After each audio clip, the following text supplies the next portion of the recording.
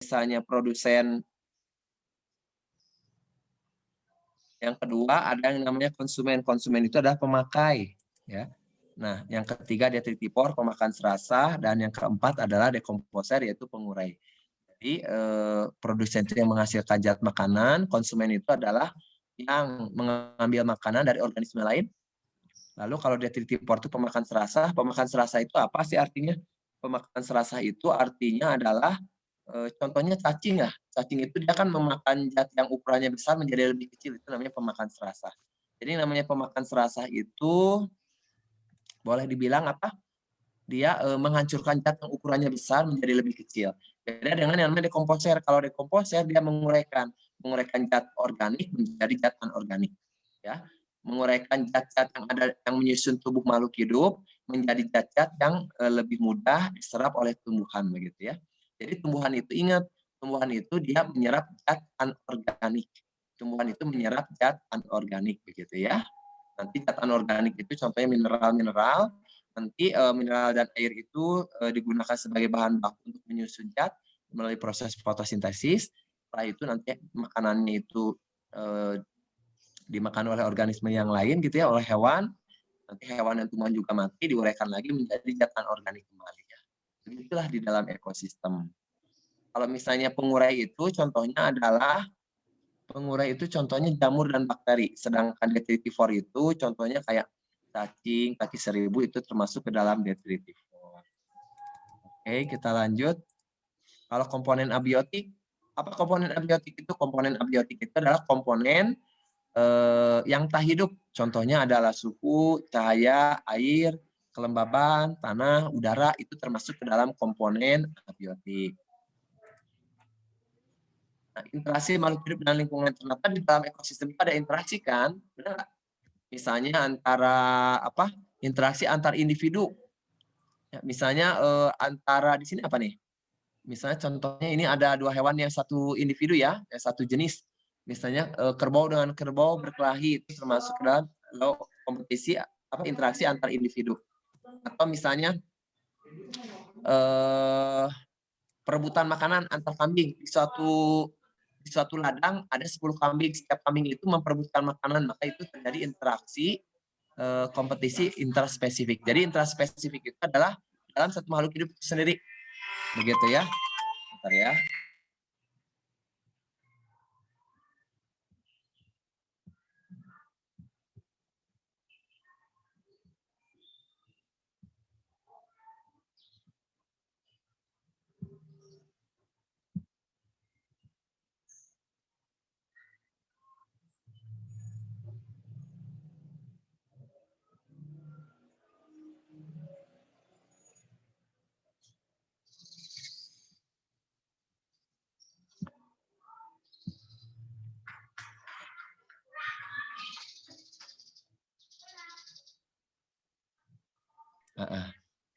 Oke, ya. Mangga.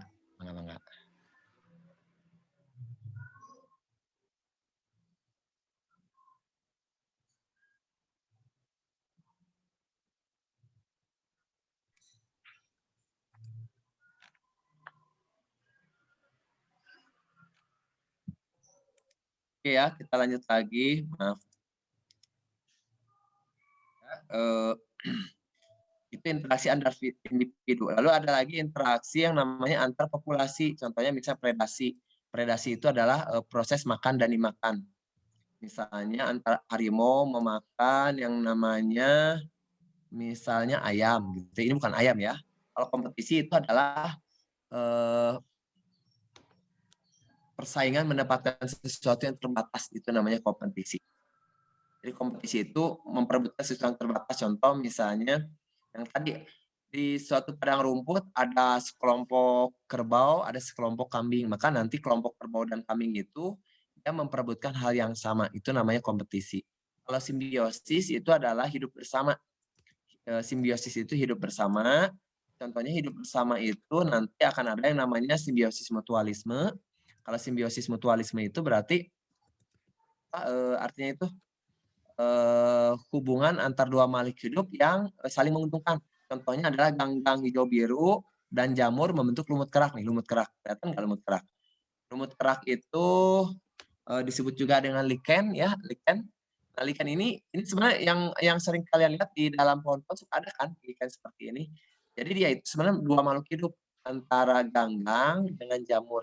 Si ganggang ini dia untuk fungsinya fotosintesis, sedangkan jamur itu dia menyediakan air dan mineral gitu ya. Oke. Lalu kalau komensalisme itu yang satu untung, yang satu tidak dirugikan.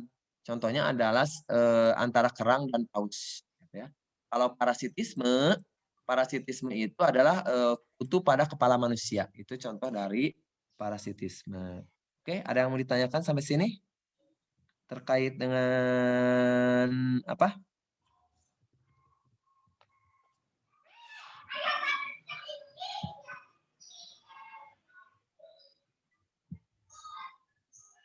Ada yang mau ditanyakan dulu?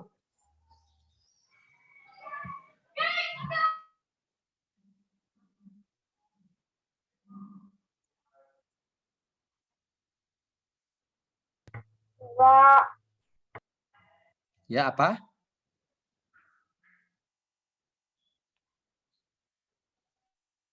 Keduanya untung, apa dua-dua organisme tersebut? Kenapa ini? Kedua-duanya untung, tapi kalau komensalisme yang satu positif, yang satu netral, artinya apa? Satu untung, yang satu tidak untung, tidak rugi. Kalau parasitisme yang satu positif, yang satu negatif, artinya satu untung, yang satunya lagi merasa dirugikan. Contoh kayak kutu pada kepala manusia, kutu kan untung mendapatkan makanan, sedangkan manusia merasa dirugikan begitu. Karena dia nanti akan menjadi yang namanya parasit, menjadi bibit penyakit seperti itu. Oke, itu terkait dengan simbiosis. Lalu kita masuk ke, pernahkah kalian memperhatikan bahwa persebaran fauna di dunia itu khas? Coba aja kalian kalau jalan-jalan ke Australia, pasti nanti organismenya akan berbeda dengan yang ada di Indonesia. Lalu kalau misalnya jalan-jalan ke Amerika Utara, itu akan berbeda dengan yang ada di Indonesia, gitu kan? Jadi ternyata setiap daerah itu memiliki ciri khas masing-masing. Nah, Wallace itu seorang ahli biologi gitu kan. Dia jalan-jalan ke seluruh dunia dan dia ternyata menemukan bahwa terdapat persebaran hewan itu menjadi 6 wilayah gitu kan ya. Ada persebaran itu yang menjadi 6 wilayah. Yang membagi ada namanya Nearktik. Nearktik ini dibagi Amerika Utara, Near Arctic. Jadi itu sebenarnya dia dari bahasa Inggris, Nearktik itu Near Arctic. Jadi dekat Kutub Utara. Kutub Utara kan bahasa itunya Arctic ya. Oke, Near Arctic. Lalu berikutnya lagi ada neotropik. Kalau neotropik itu di Amerika Selatan. Paleartik, kalau Paleartik itu adalah Asia Utara, mulai dari Rusia, ya Uni Soviet lah, Uni Soviet, Jepang, Korea itu termasuk ke dalam Paleartik, termasuk Cina. Ada Ethiopian, Ethiopian itu berarti apa? Termasuk dalam Afrika. Oriental, Oriental itu mulai dari India, ASEAN gitu ya, dan Australia. Kalau Australia udah jelas, ada Australia, Papua, dan Selandia Baru. Jadi ada 6 wilayah persebaran hewan di dunia, ya namanya zoo geografi. Oke, kita bahas satu persatu. Yang pertama Nearktik. Nearktik itu tadi wilayahnya di mana? Wilayahnya itu ada di Amerika Utara dan seluruh daerah Greenland. Kenapa disebut Greenland? Greenland itu adalah pulau terbesar nih. Ya, pulau terbesar di dunia itu Greenland. Ini Bagar, ini yang namanya Greenland. Ya, ini Greenland. Bukan Greenland yang mana ya? Ya, ini kalau nggak salah Greenland ya, itu Greenland. Oke. Nah, sekarang kita lihat. Itu Nearktik. Jadi Nearktik itu Amerika Utara, begitu. Nah, kondisi fisik lingkungan seperti apa? Dia ada salju, gitu kan, hutan gugur, padang rumput, dan hutan konifer bagian utara. Hutan konifer itu apa sih? Hutan berdaun jarum. Contohnya kayak hutan yang isinya itu adalah pohon pinus semua atau pohon cemara, semua itu disebut dengan hutan konifer. Oke, nah hewannya ada apa saja? Ada salamander di sini ya. Mana salamander ini? Ini salamander. Ada kalkun, ini kalkun, gitu kan? Ada mockingbird, ini mockingbird. Ada bison, tahu bison kan? Ini bison, gitu ya. Ada bison. Ada apa lagi? Karibu dan muskox, kan? Oke. Ini karibu, ini muskox. Itu ciri khas yang Amerika Utara. Ini Nearktik. Lalu yang kedua ada yang namanya neotropik. Kalau neotropik itu dia meliputi Amerika Tengah dan Amerika Selatan, ya. Dia meliputi Amerika Tengah dan Amerika Selatan. Kondisi lingkungannya itu tropis lah, kayak di kita, tropis dan subtropis. Hewannya ada terenggiling, giant anteater gitu kan. Ada ungulata yang berkukut kayak menjangan, babi, antilop, dan kuda. Ada tapir gitu ya. Tapi tapirnya ini berbeda. Nah, ini tapir di Asia, tapir di Amerika itu hitam semua. Tetapi kalau misalnya tapir di Asia itu ada hitam putihnya. Setengah hitam, setengah putih. Ya, tapir di Indonesia itu, tapir yang hidup di Indonesia itu dia badannya setengah hitam, setengah putih. Kalau tapir di Amerika Selatan ini hitam semuanya seperti itu. Lalu tidak ada kera antropoid. Jadi tidak ada kera yang mirip seperti manusia. Jadi kera antropoid itu kera yang mirip manusia. Kalau di Indonesia itu ada namanya kera antropoid kayak orang utan. Orang utan dan siamang itu kan mirip manusia perilakunya ya. Begitu. Oke?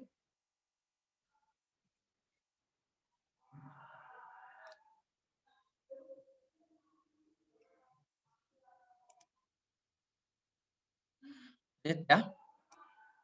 Paleartik. Wilayah ini meliputi hampir seluruh Eurasia, Himalaya, Persia, Afghanistan, Afrika Utara, Inggris, dan Jepang. Jadi Paleartiknya itu adalah apa istilahnya itu Asia Utara lah.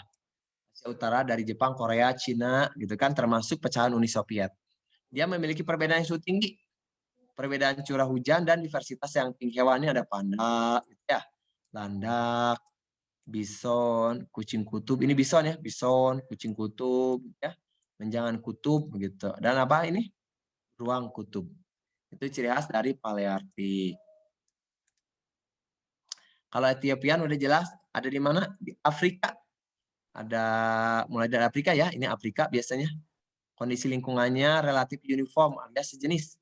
Contohnya adalah biasanya bioma gurun. Hewannya ada jerapah, zebra, antilop, unta, badak Afrika gitu ya. Jadi jerapah, zebra, ya antilop, unta itu khas gitu ya di yang namanya Afrika. Primatanya ada apa saja? Kera-keraannya ada lemur, babon, gorila, dan simpanse. Kalau ikannya ikan paru-paru. Ya, oke. Pak, mana sih tadi? Kok nggak jalan sih?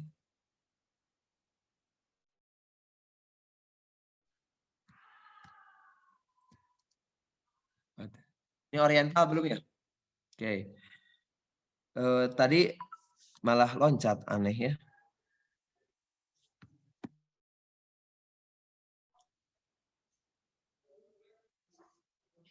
Berikutnya oriental. Oriental itu di mana sih? Oriental itu mulai dari India, Asia Tenggara, kecuali Papua dan Maluku ya. Ini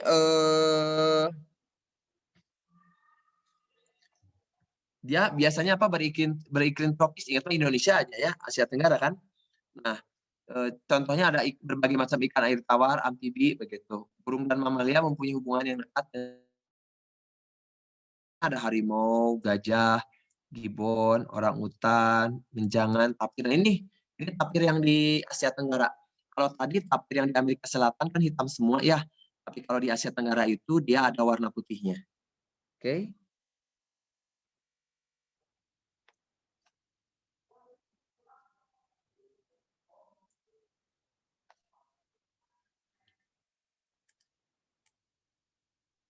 Lalu ada apa namanya ini?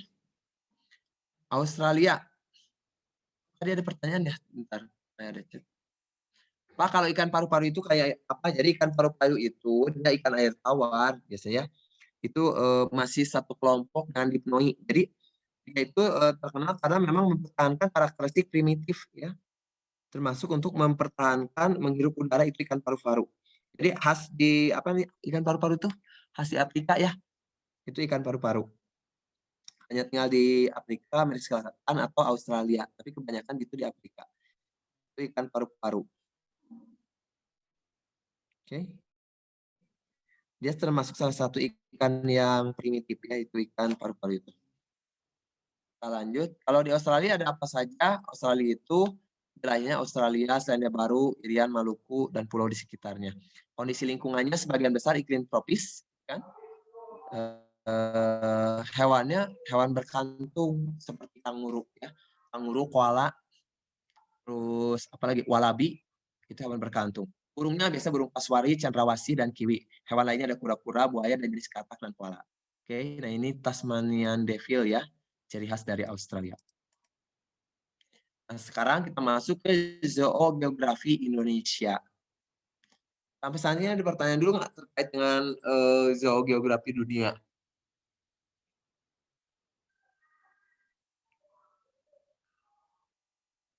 Ada pertanyaan?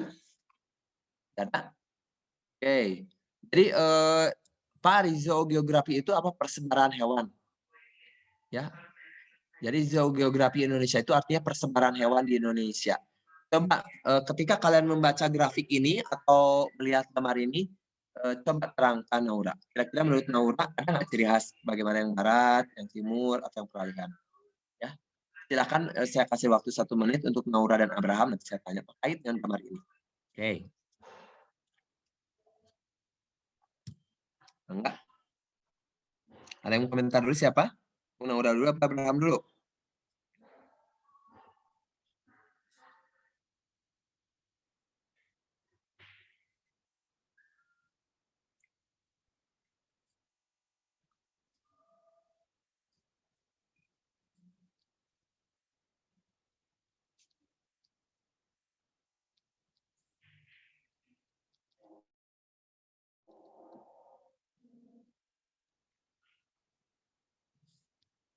Coba Naura, silakan. Adakah persamaan antara barat? Silakan.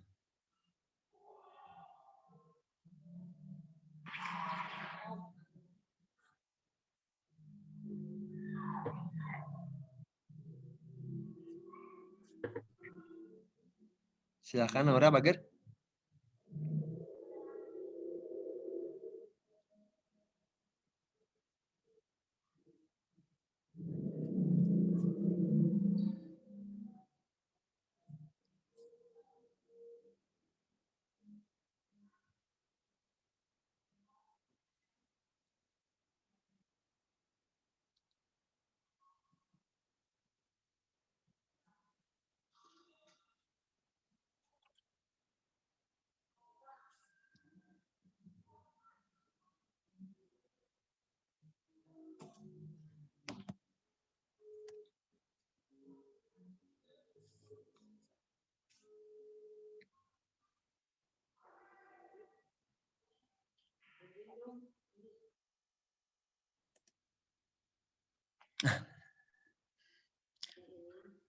Menurut Naura, kira-kira ciri khas daerah wilayah barat itu seperti apa, yang timur itu seperti apa?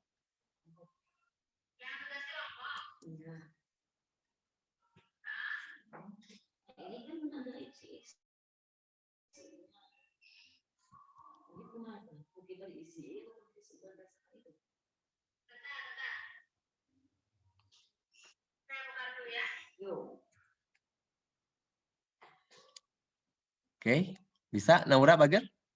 Atau apa siapa? Abraham, coba Abraham. Menurut Abraham, apa ciri khas yang di barat, apa yang ciri khas yang di timur?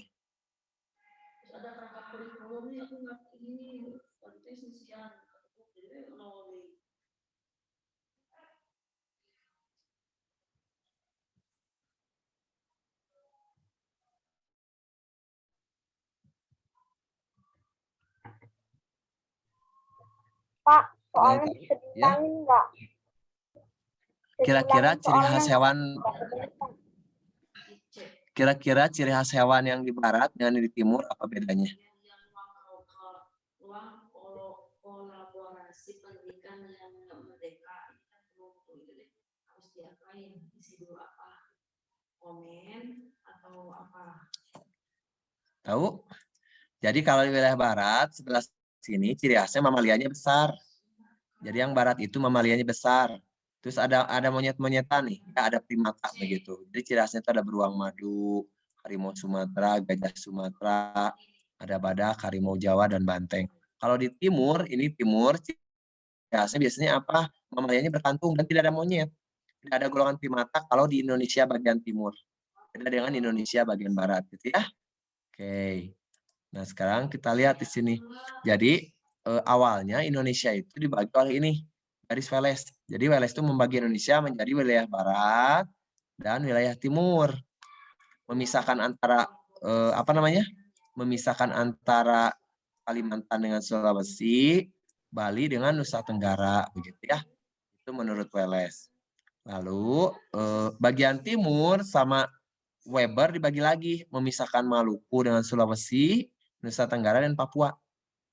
Ya.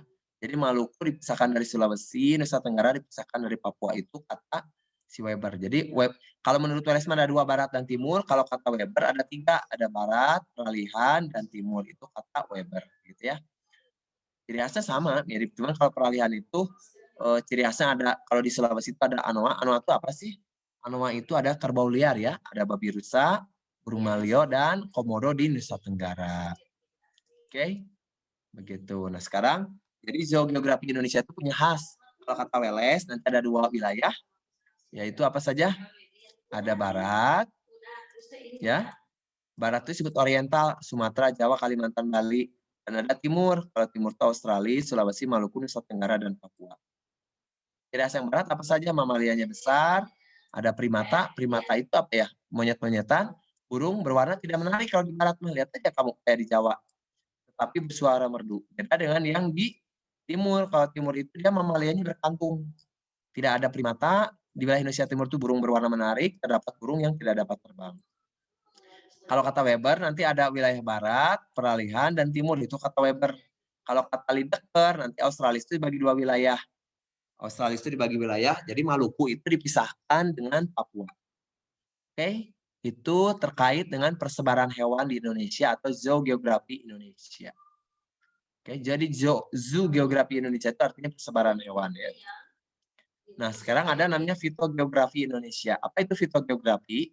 Fitogeografi itu ada persebaran tumbuhan. Fito itu artinya tumbuhan. Dan kamu harus ingat flora Indonesia itu termasuk ke dalam flora Malaysiana. Kenapa ya? Pada Indonesia paling banyak hutan ya. Disebut dengan flora Malaysiana. Nah, kekayaan sumber daya kita itu lebih dari Malaysia. Tetapi mengapa nama keanekaragaman kita terkenal dengan Malaysiana? Nah, di sini pentingnya bargaining kalian di dunia. Karena menentukan nama itu tergantung dari bargaining kita. Mungkin kita kalah bargaining di dunia oleh Malaysia ya. Malaysia lebih terkenal dibanding kita.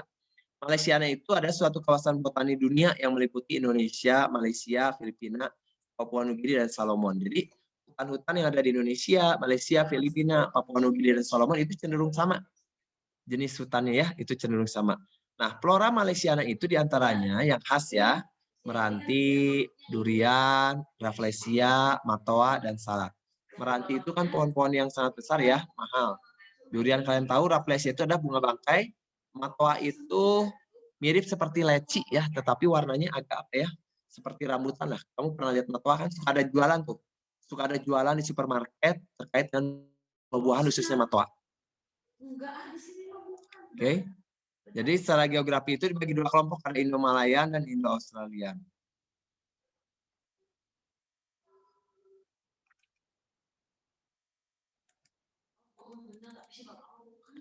Oke, fitogeografi di Indonesia ya. Yang pertama itu ciri khasnya dia banyak merantian, terdapat berbagai jenis rotan, memiliki berbagai jenis nangka kalau di barat. Jadi di barat itu banyak nangka. Kalau di timur itu ciri khasnya kayu putih. Ya, ada matoa dan tumbuhan sagu. Jadi kalau di barat rata-rata itu meranti jenis rotan. Kalau di barat itu tidak ada nangka, salak gitu. Banyak nangka, banyak salak. Kalau di timur justru nggak ada nangka, nggak ada salak, tetapi kayu putih banyak kalau di timur. Dan banyak pohon sagu.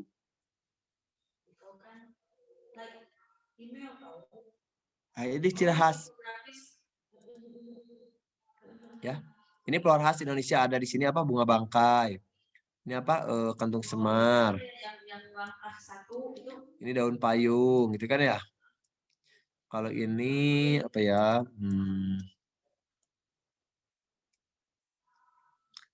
Ini Rafflesia arnoldi, ini anggrek hitam, ini rotan, gitu ya.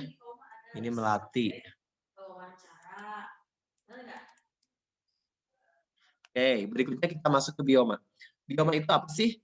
Kumpulan ekosistem yang sangat luas, itu disebut dengan bioma. Jadi bioma itu biasanya diberi nama berdasarkan vegetasi dominan. Ada 7 bioma darat, yang utama di dunia terestrial itu artinya barat ya. Apa saja silahkan cek.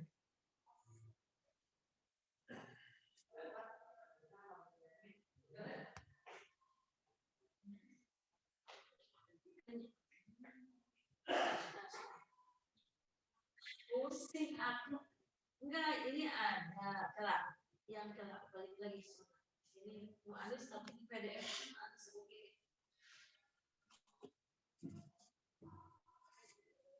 Makanya.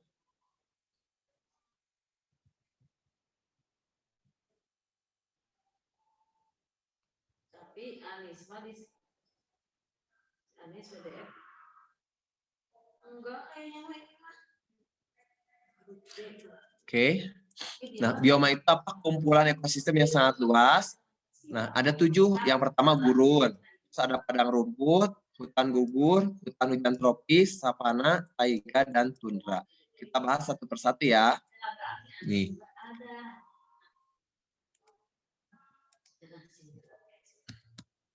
Kalau kita lihat di sini kelihatan kan ini bioma hutan hujan tropis. Ciri khasnya apa? Ciri khas dari hutan hujan tropis itu ya curah hujannya tinggi, beserta ini tutupan pohonnya sangat lebat. Lalu ada hutan gugur, ini hutan gugur gitu ya, di mana daun-daunnya berjatuhan. Lalu ada lagi taiga, kalau taiga mah dia konifer ciri khasnya. Ya, mana malah kembali. Dia ciri khasnya bentar. Ciri khasnya ini hutan konifer itu apa ya? Berdaun jarum. Kalau gurun seperti ini, kalau tanah itu dia padang rumput tapi ada pohonnya. Bedain padang rumput, kalau padang rumput itu pure nggak ada pohon, kalau savana itu dia padang rumput ada pohonnya. Ini tundra, kalau tundra itu lumut jatuhnya. Tundra itu. Kita lihat yang pertama ke gurun. Pernah tahu gurun kan? Bayangkan aja Pak, gurun tuh kayak gimana sih gitu kan? Silakan.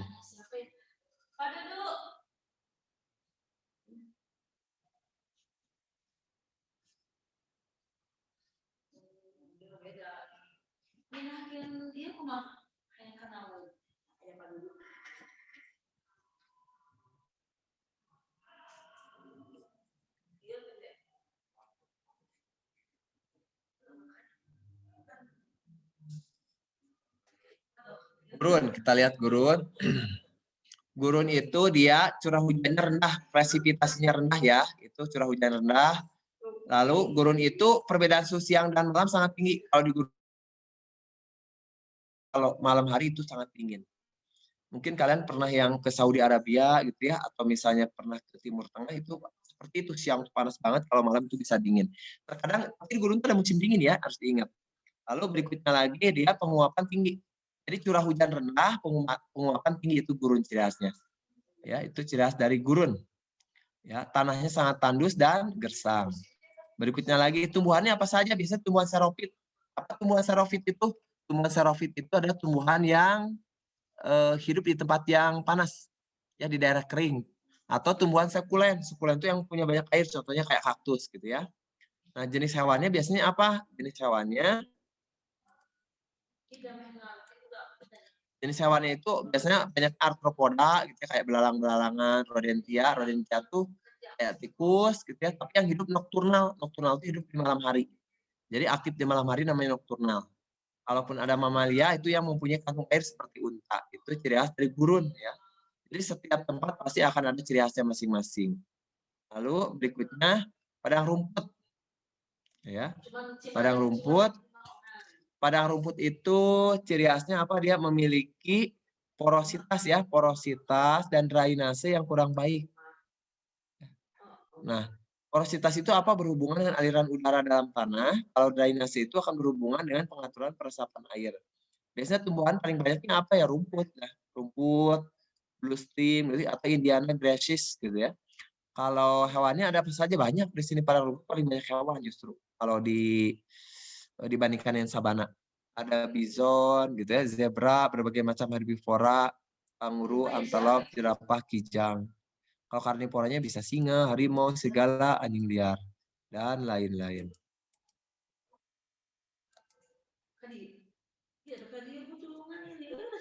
Kita lanjut. Hutan hujan tropis. Nah, hutan hujan tropis itu hutan khas Indonesia ya. Ada apa saja di sini, curah hujannya sangat tinggi. Matahari bersinar sepanjang tahun, makanya kalau teman-teman bule kita ya datang ke Indonesia, mereka wow, kamu enak ya punya matahari sepanjang tahun begitu. Oke. Nah, berikutnya lagi terdapat kanopi naungan pohon ya. Jadi pohonnya itu seperti gini. Pohonnya itu seperti payung begini. Oke. Nah, ciri khas tanamannya dia punya tanaman merambat kayak rotan dan epipit menempel seperti anggrek. Jadi banyak pohon-pohon yang pohon-pohon yang merambat maupun yang menempel. Ini hewannya banyak, gitu ya. Itu untuk hutan hujan tropis. Lalu berikutnya hutan gugur. Nah, ciri khas hutan gugur apa? Ya jelas, dia bisa menggugurkan daunnya. Ya, itu namanya hutan gugur. Dia bisa menggugurkan daun pada musim dingin, kan? Oke. Nah, biasanya ada hewan yang mengalami hibernasi. Hibernasi itu apa? Diam aja gitu, tidur gitu ya. Seolah tidur gitu, tidur sepanjang waktu lama, dalam waktu yang cukup lama, itu hibernasi. Oke. Itu. Terus tumbuhannya apa? Ini dapat menyesuaikan dengan keadaan basah atau kering. Jenis hewannya ada rakun. Ya, rakun, lemming, dan berang-berang. Cuman kamar di OG ayam mukli sama Asif ya. Terus mereka ditanyain taiga. Kalau taiga itu ada hutan taiga itu konifer. Dia disebut juga hutan uniform atau homogen. Kenapa? Karena dalam satu hutan itu hanya satu jenis spesies. Biasanya kalau pinus semua. Makanya disebutnya hutan homogen. Itu biasa dekat kutub utara. Tumbuhannya biasanya apa? Cemara dan pinus doang. Banyaknya apa hewannya? Ada rusa besar, beruang hitam, ajak, dan beberapa jenis burung. Lalu yang terakhir ada tundra. Tundra itu disebut juga dengan padang lumut atau gurun dingin, itu namanya tundra. Jadi kalau kalian menemukan ada bioma yang sangat luas di suatu tempat yang sangat luas gitu, ngeliat lumut semua, itu ada tundra. Dan tundra itu dekat dengan kutub es ya, dekat dengan kutub es. Jadi hanya terdapat di daerah iklim kutub. Jenis tumbuhan pendek-pendek yang banyak ditutupi oleh lumut seperti sphagnum dan lichen. Jenis hewannya banyaklah, ada musk oxen dan reindeer. Terakhir ada sabana atau savana. Jadi bedanya apa? Kalau sabana savana itu adalah padang rumput yang ada pohonnya. Itu ya sabana atau savana. Oke. Itu terkait dengan materinya, cukup segitu, tidak ada yang aneh-aneh. Sekarang kita masuk ke soal. Silahkan. Kalian di chat tulis satu jawabannya apa, baru kita bahas. Sekarang sistemnya gitu aja.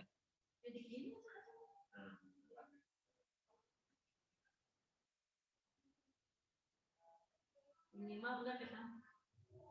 Nah ini udah negasi sekarang. Minimal ganti namanya Bu.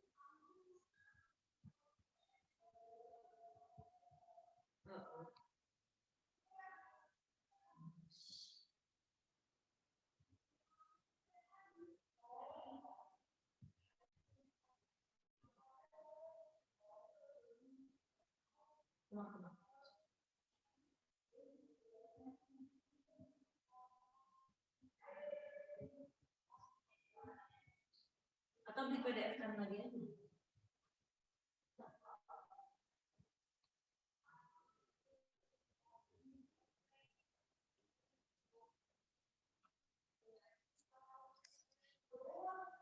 Oke, kok nggak ada chat?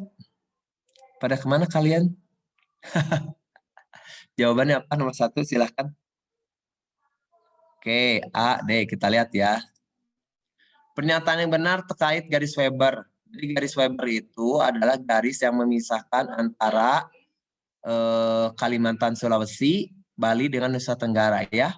Garis Weber itu. Jawabannya adalah yang E. Jadi garis Weber itu memisahkan Sulawesi sebagai pulau dengan fauna peralihan antara Oriental dan Australia. Ini Weber, kelihatan? Sorry, tadi Welles ya yang Bapak sebutkan.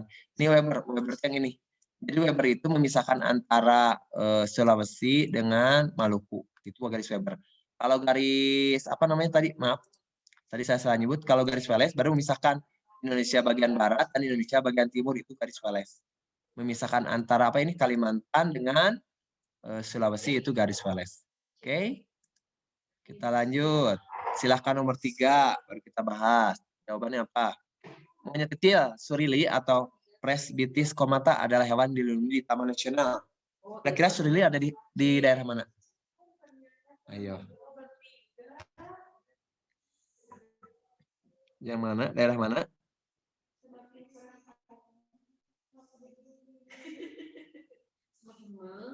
Merah. Bapak ini serius atau Pak? Serius banget. You. Yang mana jawabannya? Di SD mungkin belum belajar ya. Oke, katanya ada yang D, kita lihat ya. Nah, monyet kecil surili itu khas di Jawa ya, itu khas Jawa Barat.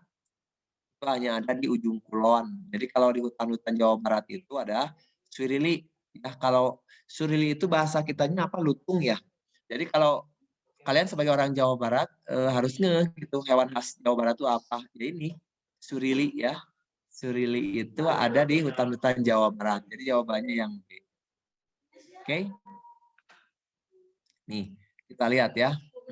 Surili itu hewan khas Jawa Barat. Ini adalah hewan khas Jawa Barat kan, hewan khas Banten itu apa? Ada. Kan tiap provinsi itu punya hewan khas. Kalian harus tahu hewan khas Jawa Barat itu surili ini. Lutung. Ini surili.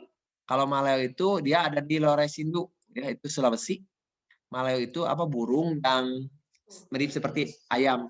Lalu anoa juga Loresindu. Anoa itu ada kerbau liar, ada di Sulawesi. Banteng Jawa adanya di Baluran. Ya, banteng Jawa. Apa sih bedanya banteng dengan sapi? Mirip dengan sapi Bali. Sama-sama kan sapi Bali warna coklat. Bedanya apa nih? Kalau banteng ada warna putih di pantat, atau di kakinya. Kelihatan nggak ada putih. Jadi kalau banteng di pantatnya itu ada putih, kalau nggak kakinya putih. Kelihatan kan kakinya putih-putih?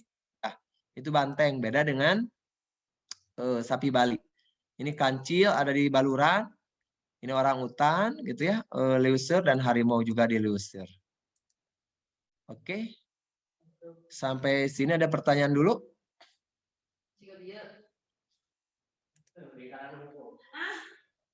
Ada pertanyaan? Kenapa?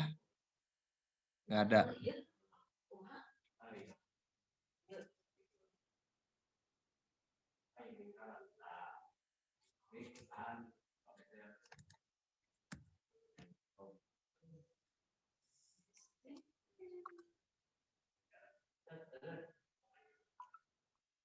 Oke. Kalau tidak ada, kita lanjut.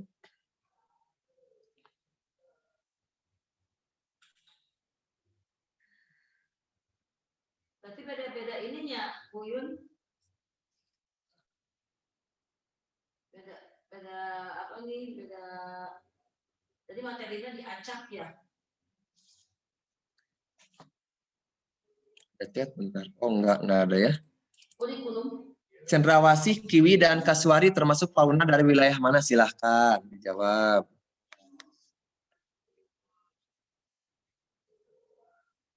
Ini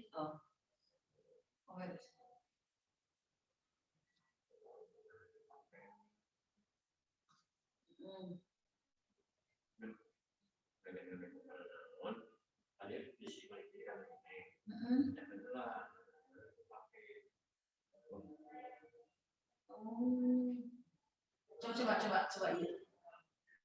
Udah aku coba nanti jumit ya.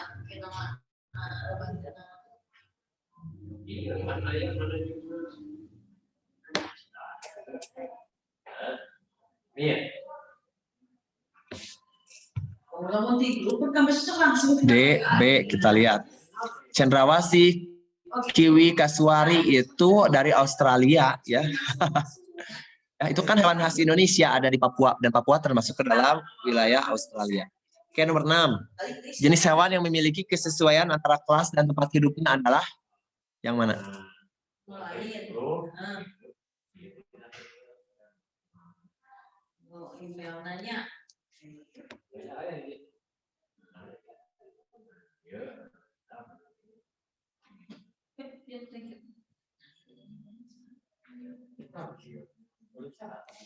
Oke. Jawaban yang mana? Silahkan. Nah, mau ke sini nggak? Katanya. Kalau Abraham? Ya Allah, di sini di BK makan banyak. Aku bawa temen nasi banyak.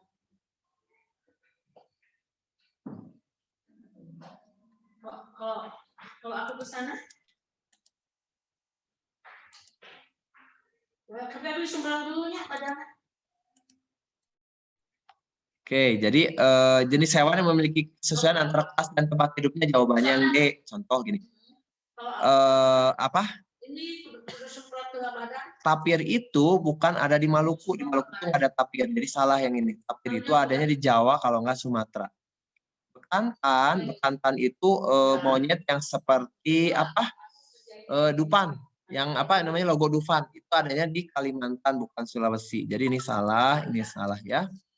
Lalu apa? Rangkong di Sulawesi benar. Jalak putih di Maluku salah. Ketam kelapa di Maluku benar ya. Jadi jawabannya adalah 3 dan 5. Oke. Kita lanjut. Nah, tapir itu Sumatera dan Jawa, bekantan itu Kalimantan, jalak putih itu Bali, tarantula itu banyak di mana-mana. Oke, jadi jawabannya adalah ketam kelapa di Maluku, rangkong juga di Sulawesi. Kita lanjut yang ini.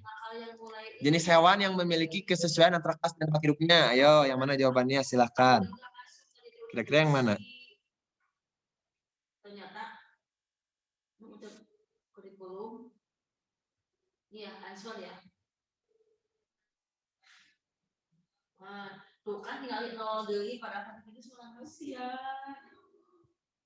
Ini muncul. Alhamdulillah.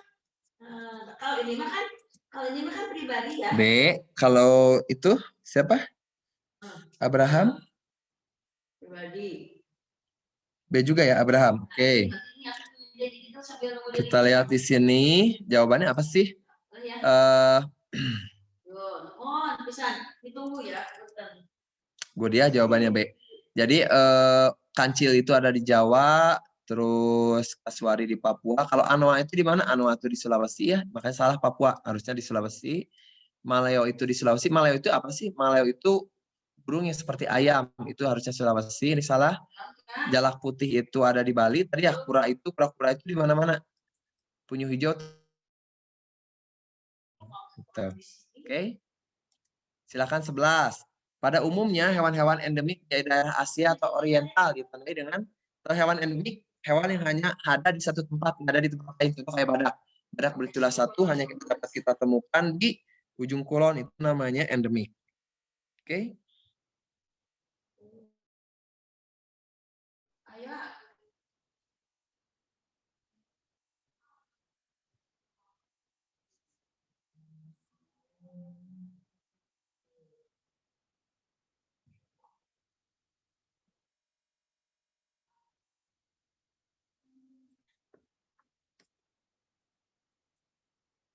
Silakan jawabannya apa?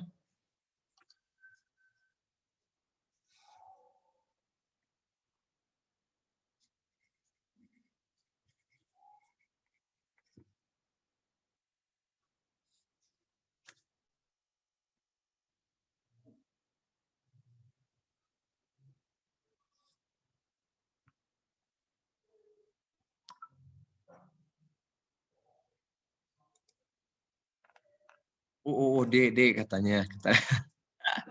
Kalian semangat sekali, nah gitu dong, semangat ya. Oke, hewan Australia itu ciri khasnya adalah banyaknya hewan berkantung. Kecuali ini ya, hewan-hewan endemik di daerah Asia ya.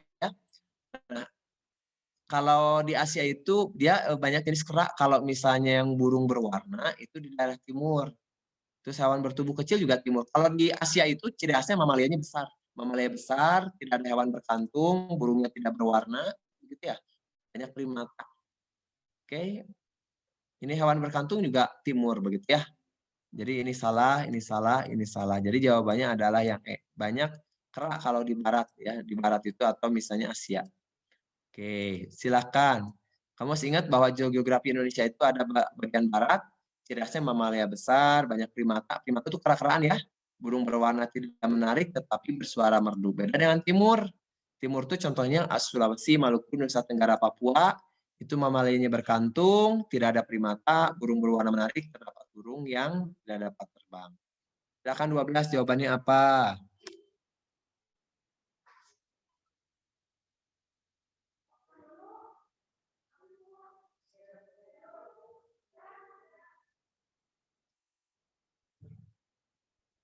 Silakan.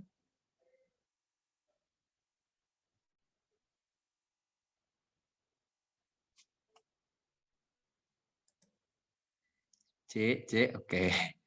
Yang sama dengan Indonesia kecuali good ya, Australia. Jadi kalau misalnya flora itu kita kan sama dengan Malaysia, gitu ya, Papua Nugini, Filipina, gitu ya, Malaysia. Gitu. Kalau Australia itu berbeda. Good. Sekarang 13. Jadi Malaysia itu sebagai suatu kawasan botani dunia yang meliputi Indonesia, Malaysia, Filipina, Papua Nugini, dan Solomon. Silakan 13 jawabannya apa? Daerah hutan hujan tropis, ciri-cirinya apa saja? Yang mana? Oke, kita tebak-tebakan lagi terus.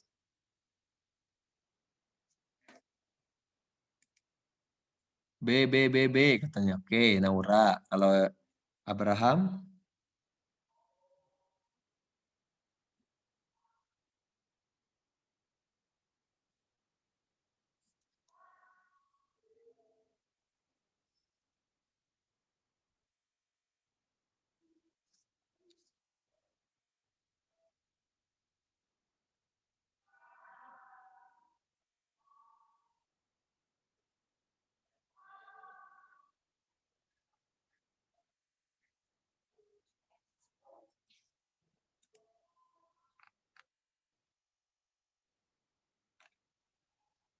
Ini banyak sekali. Ini jawaban dari Abraham. Banyak sekali.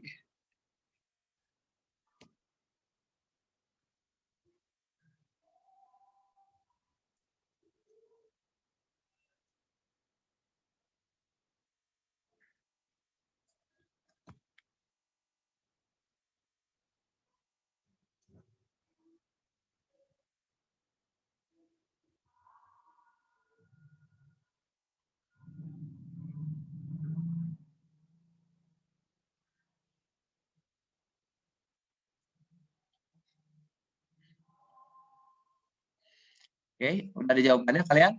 Hutan hujan tropis Indonesia itu ciri khasnya apa? Hutan hujan tropis itu ciri khasnya adalah banyak pohon besar dan heterogen. Kalau semak dan rumput, udah jelas itu pasti padang rumput. Ya, di Indonesia itu kan tropis itu biasanya apa?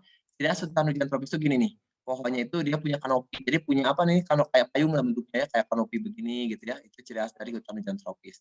Terus ada liana. Liana itu tanaman merambat itu banyak sekali dan pohon-pohon yang nempel, tumbuhan-tumbuhan nempel kayak anggrek, pipit gitu ya.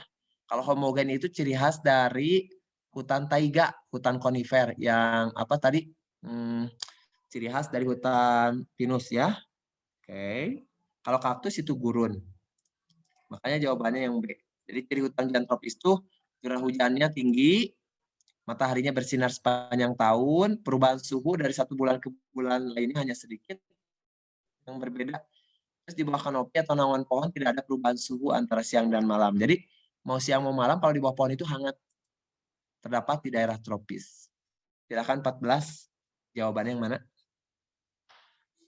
Berikut ini adalah karakteristik flora di kawasan barat Indonesia kecuali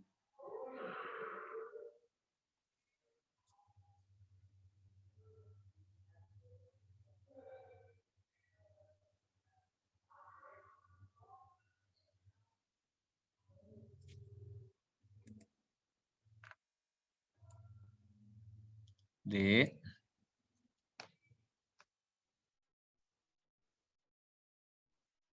Itu ciri khasnya ada itu apa? D. D. Oke, barat itu kan kayak Jawa. Bayangkan ada di Jawa ada nggak kayu putih? Kayu putih itu banyaknya di mana? Di timur. Berarti ini kan.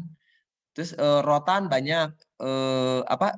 Jadi ini ya kayu putih jawabannya gerak ya kita lihat. Balik kan. Jadi di barat itu banyak rotan, banyak meranti, tumbuhan sagunya sedikit nih. Sagu itu hanya ada di timur, Bager. Tumbuhan sagunya sedikit itu banyaknya di timur. Lalu terdapat berbagai jenis nangka atau salak. Kalau di barat, kalau di timur tuh nggak ada nangka, nggak ada salak. Oke, kita lanjut. Nih, flora barat itu banyak meranti, banyak rotan, nangka, salak. Kalau di timur banyak kayu putih, banyak matoa. Matoa tuh makanan enak sih, buah-buahan enak. Buah matoa itu kayak leci ya. Lalu banyak tumbuhan sagu kalau di timur. Silakan 15. Berikut ini yang termasuk fauna tipe peralihan yang mana?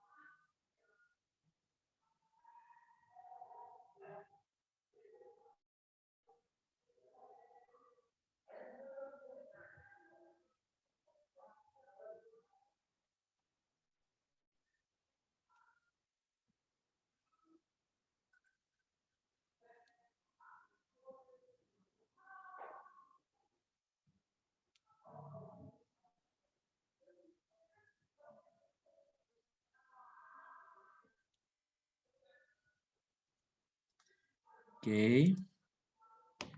CA. Oke. Jadi kalau tipe peralihan itu berarti ada di Sulawesi, kalau nggak di Nusa Tenggara ya. Nah itu anoa.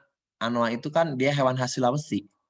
Kamu harus ingat nih, ini kan barat, ini peralihan, ini timur. Jadi harus ngeh, peralihan itu kan ini anoa, babi rusa, burung maleo, sama komodo. Oke, kita lanjut ke 16 silahkan.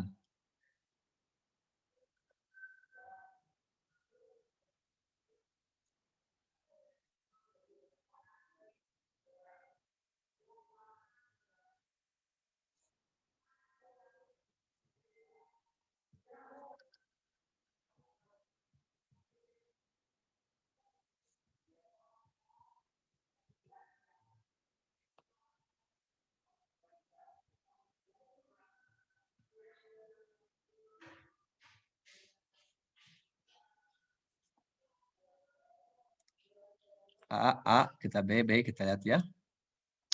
Jadi yang termasuk Australia yang mana sih? Australia itu yang timur ya. Pokoknya berarti kalau burung jalak putih itu kan paling salah. Yang ada satu salah, coret. Coret, benar nggak? Gitu. Oke. Berarti anoa juga di barat kan, di Jawa kalau nggak Sumatera. Yang ada 3 coret. Coret, coret. Berarti tinggal yang B ya, 4, 5, 6. Walabi itu kanguru kecil ya, itu walabi. Burung kasuari sama kakatua. Sehingga jawabannya 4, 5, 6. Oke, udah kan? Oke, jadi geografi itu kalau barat, Sumatera, Jawa, Kalimantan, Bali, ciri khasnya mamalia besar, primata, burung berwarna tidak menarik tetapi bersuara merdu. Kalau timur, mamalia berkantung, tidak ada primata, burung berwarna menarik, terdapat burung tidak dapat terbang. 17 silahkan, jawabannya apa? Jenis-jenis hewan di bawah ini yang hanya dijumpai di daerah Irian Jaya. Oke, yang hanya ada di Irian Jaya yang mana kira-kira?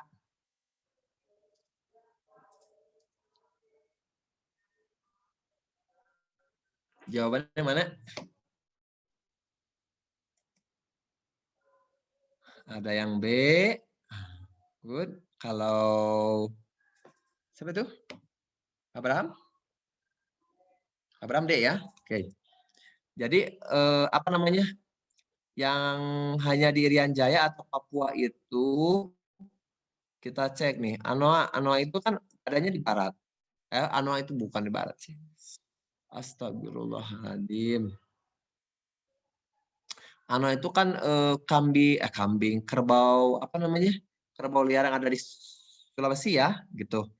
Burung maleo juga Sulawesi, begitu. Terus mana lagi? Babi hutan juga Sulawesi, begitu. Anoa Sulawesi, berarti cendrawasih dan kasuari itu khas dari Irian Jaya. Berarti jawabannya D ya. Oke, nah ini. Ada cendrawasih, ada kasuari. Kasuari mah kayak ini ya. Cendrawasih, warna-warni cendrawasih itu makanya disebut dengan burung surga. Ini adalah kasuari. Kasuari itu yang seperti apa ya? Burung unta. Oke, dia tidak bisa terbang. Lanjut 18. Berikut ini merupakan usaha untuk melestarikan keanekaragaman hayati Indonesia agar tidak mengalami kepunahan.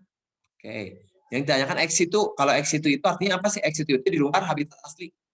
Kalau in situ itu artinya mengembangbiakan atau merawat hewan tertentu di lingkungannya sendiri, di habitatnya sendiri. Silakan, ada in situ, ada ex situ, bedanya.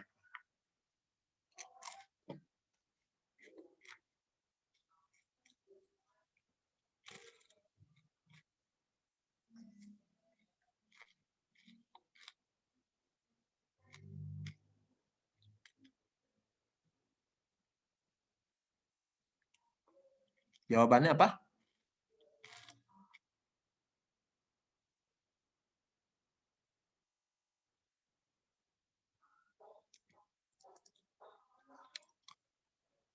Paling mudah ex situ itu buatan atau di luar habitat asli itu mudah sekali. Kalau in situ itu asli justru. Oke, kita lihat ya. Pelestarian badak di Ujung Kulon ini in situ, paham? In situ. Bunga bangkai di Bengkulu in situ, ya. Penanaman tanaman langka kebun raya Bogor ex situ, karena kebun raya Bogor buatan. Berarti habitat bukan aslinya kan. Bibit tradisional di Cibinong ini ex situ berarti. Orang utan di kebun raya Ragunan ex situ juga gitu. Lumba-lumba air tawar di Sungai Mahakam ini kan aslinya. Sungai Mahakam lumba-lumba itu berarti in situ. Berarti yang ex situ itu adalah yang nomor 3, 4, dan 5. Berarti jawabannya D. Paham? Jawabannya D. Jadi pelestarian ex situ itu adalah pelestarian makhluk hidup di luar habitat asli makhluk hidup tersebut, contohnya kebun binatang. Silahkan jawabannya apa?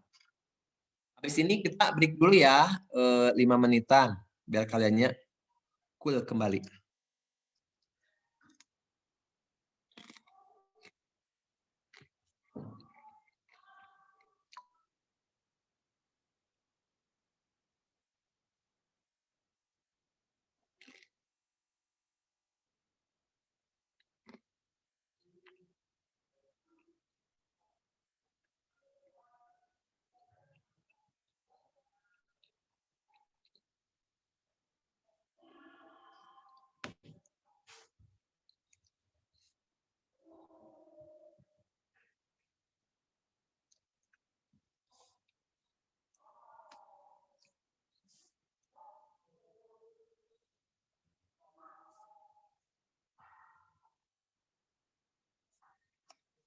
Oke. Oke, katanya. Oke. In situ tadi udah bilang, tahu kan in situ itu ada konservasi di habitat asli. Kita lihat. Cagar alam Pangandaran untuk melestarikan banteng. Ini in situ. Kebun Raya Bogor buatan ex situ. Taman Laut Bunaken itu in situ karena dialami. Cibinong itu buatan ex situ. Berarti yang in situ itu adalah 1 dan 3. Jadi B. Paham sampai sini? Oke. Sekarang kita break dulu aja. Sampai pukul nanti berapa ya? 14.07 aja. 5 menit silahkan. Kalau mau ke belakang dan lain-lain ya. Oke, mangga. Kita dulu, Bapak juga minum dulu.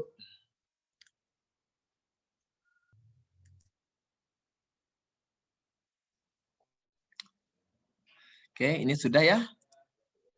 Jawaban yang B. Kita lihat 21, silahkan. Perhatikan pernyataan yang berkaitan dengan upaya pelestarian keanekaragaman hayati berikut.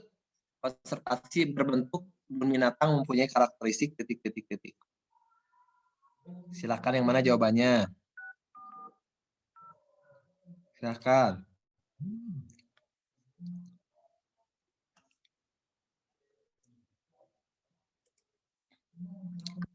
Naura, Abraham, jawabannya apa?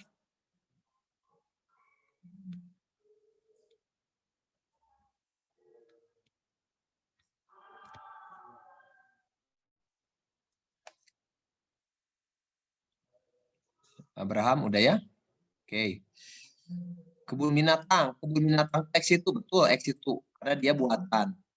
Hanya terdiri dari hewan langka, salah. Tidak, hanya ayam aja ada di kebun binatang, benar nggak? Dimanfaatkan untuk rekreasi, betul. Melestarikan plasmanuta organisme tertentu. Tahu plasmanuta? Plasma nutfah itu apa keanekaragaman hayati? Apakah hanya organisme tertentu? Tidak. Beda yang ujung kulon kan tujuannya untuk badak bercula satu, tapi kalau kebun binatang mah banyak organisme tidak hanya tertentu. Jadi jawab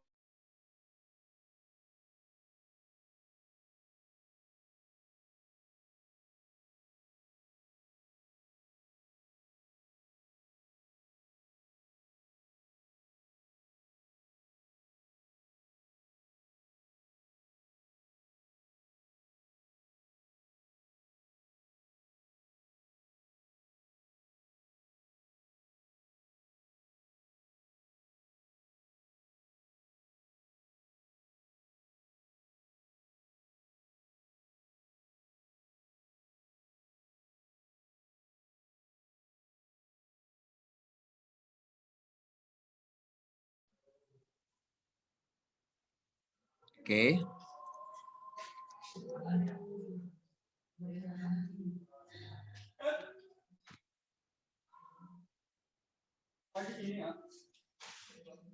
Nuhun. Oh, nuhun Om. Oke. Tunut. Oke. Jawabannya adalah yang kecuali kan ini bukan apa namanya, coba di chat.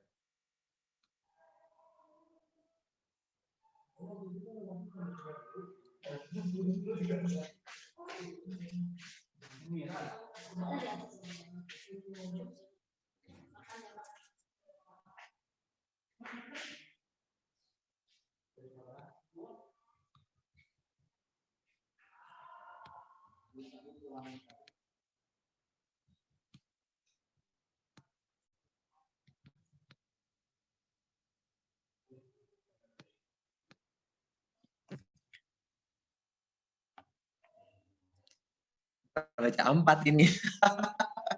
Ini mah kayaknya di Eropa deh ya. Atau di Selandia Baru atau mana. Saya juga suatu saat mudah-mudahan kesini lah. Jadi ini namanya hutan bioma apa namanya taiga. Taiga itu kan ciri khasnya dia berdaun jarum. Nun Om. Oke, ya. Berdaun jarum.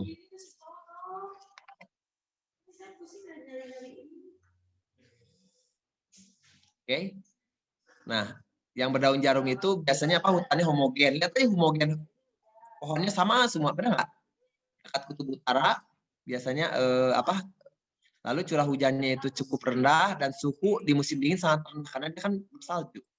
Kalau yang kanopi itu dia hutan hujan tropis kan, jadi jawabannya adalah yang coba. Nah ini apa kalau tumbuhan kanopi itu adanya di bioma hutan hujan tropis. Ini yang namanya kanopi.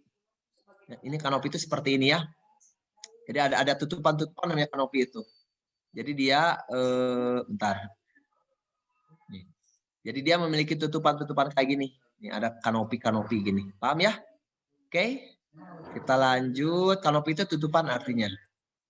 25. Jawabannya apa? Silakan.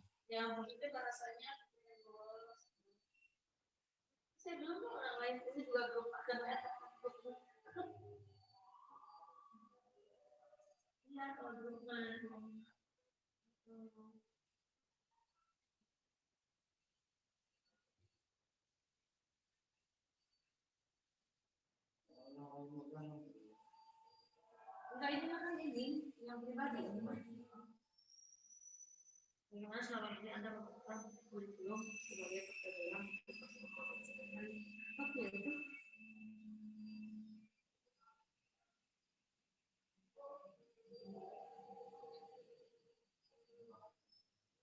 Makanya yang menjadi ini Oke.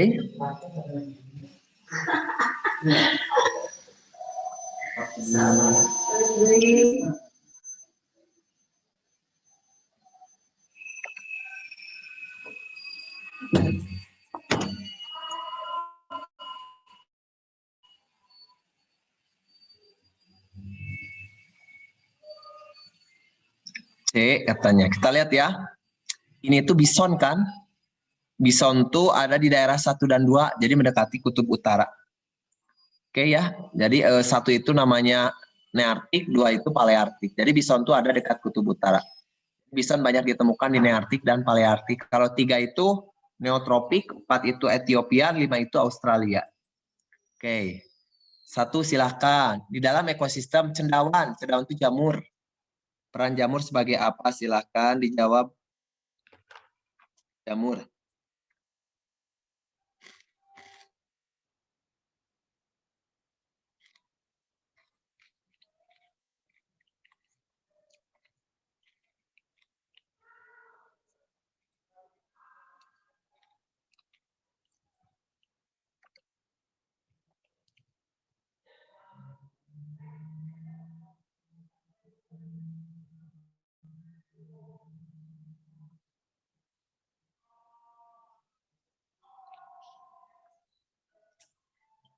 Oke.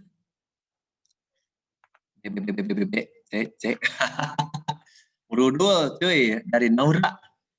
Ini Abraham 210. Kemana nih? Kosong. Kemana aja Abraham?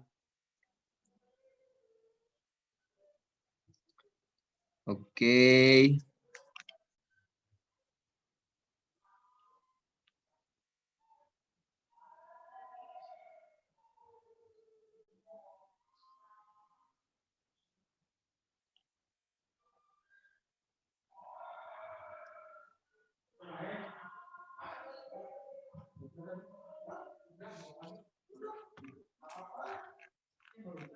Oke, Dek. Budia, jadi jamur itu berperan sebagai pengurai. Jadi jawabannya ada yang D ya. Jadi yang sebagai pengurai itu ada 2, hanya jamur dan bakteri. Kalau produsen udah jelas ya, tumbuhan, contohnya alga, gitu. Oke, kita lanjut ke soal. Nah ini, jadi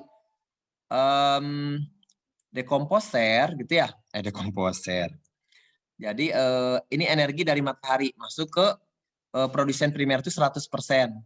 Masuk ke konsumen primer itu hanya 10%, masuk ke konsumen 21%, ke konsumen 3 hanya 0,1%, dan konsumen puncak itu hanya 0,01%. Jadi semakin tinggi, semakin jauh dari matahari, konsumen terakhir itu akan mendapatkan energi paling sedikit. Ini kalau mati semua, ya ini mati semua nih, ceritanya mati. Maka nanti akan diuraikan oleh dekomposer. Jadi fungsi dekomposer itu adalah menguraikan, ya, menguraikan zat yang sudah mati, gitu. Oke? Nah, kenapa Pak ini yang pindah hanya 10%-nya? Yang pindah itu hanya 10% ke tingkat atasnya. Karena ini ingat, salah satu penyebabnya adalah energi hilang sebagai panas. Ya, sebagai panas itu energi hilang. Oke, silahkan nomor 2.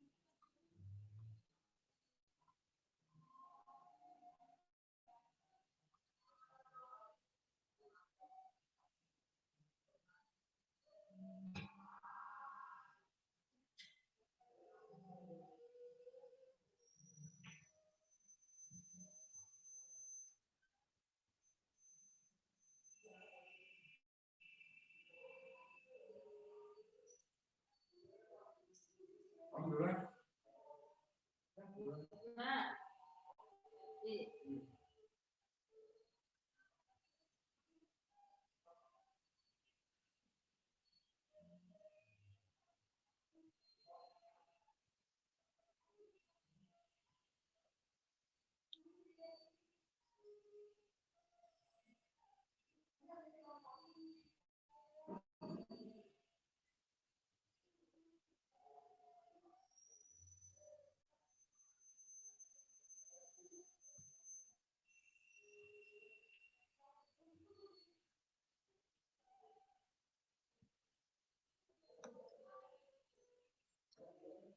Oke, jawabannya yang mana ini? Oke. Ini kita gini ceritanya, kalau ada yang seperti ini nanti di soal seperti ini ya. A itu 1, 2, 3. Ya, B itu 1, 3. C itu 2, 4. D itu 4 saja. E itu 1, 2, 3, 4 ya. Itu. Tapi nanti kadang ini suka dikasih tahu kok kayak di tingkat SMP nanti akan ada A itu apa, B apa, itu suka ada juga ya keterangannya. Oke. Jadi yang benar tentang herbivora dalam ekosistem. Faktor abiotik membatasi kehidupan herbivora, jelas. Ya, hewan herbivora kan tergantung sama abiotik. Contoh, kalau airnya habis, apakah dia tetap bisa hidup? Enggak kan? Good. Yang kedua, kepadatan populasi herbivora dibatasi oleh interaksi antar spesies, jelas. Misalnya herbivora itu tidak akan bertambah terus-menerus di suatu tempat karena dia akan nanti kompetisi dengan spesies yang lain. Terdapat kompetisi intraspesies, jelas, antara kambing ada kompetisi, jelas, berebut makanan, berebut pasangan. Kehidupan herbivora dibatasi oleh aliran energi, benar ya. Jadi aliran energi itu apa? Rantai makanan.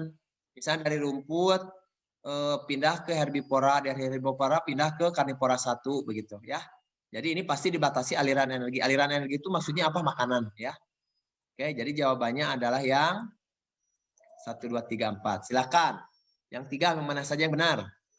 Peristiwa di bawah ini yang benar terkait dengan karbon di alam.